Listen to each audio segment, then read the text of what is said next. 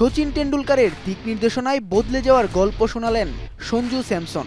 নিউজিল্যান্ডের বোলারদের শাসন করেছেন। সুপার 8 সেমিফাইনালের পর ফাইনালেও ক্রিকেট বিশ্ব দেখল স্যামসন শো। ভাগ্য সাথে থাকলে পেতে পারতেন 3টি সেঞ্চুরিও। এটা যেন একটা স্বপ্নের মতো লাগছে। খুবই আনন্দিত ও কৃতজ্ঞ। নিউজিল্যান্ড সিরিজের পর আমি ভেঙে পড়েছিলাম। আমার স্বপ্নগুলো যেন পুরোপুরি ভেঙে গিয়েছিল। তখন ভাবছিলাম আমি এখন কি করতে পারি, কিন্তু ঈশ্বরের পরিকল্পনা ছিল ভিন্ন। আর বড় স্বপ্ন দেখার সাহস দেখানোর জন্যই আমি এই পুরস্কার পেয়েছি। গত কয়েক মাস ধরে আমি নিয়মিত যোগাযোগে ছিলাম সচিন টেন্ডুলকার স্যারের সঙ্গে। তার সঙ্গে অনেক বড় বড় আলোচনা করেছি। তার মতো একজন বড় মানুষের কাছ থেকে দিক নির্দেশনা পাওয়ার থেকে বড় আর কী বা হতে পারে। ফাইনালে 4 উইকেট নেওয়া জশপ্রীত বুমরা জানান, মাঠে নিজের সব অভিজ্ঞতা কাজে লাগাতে হয়েছে।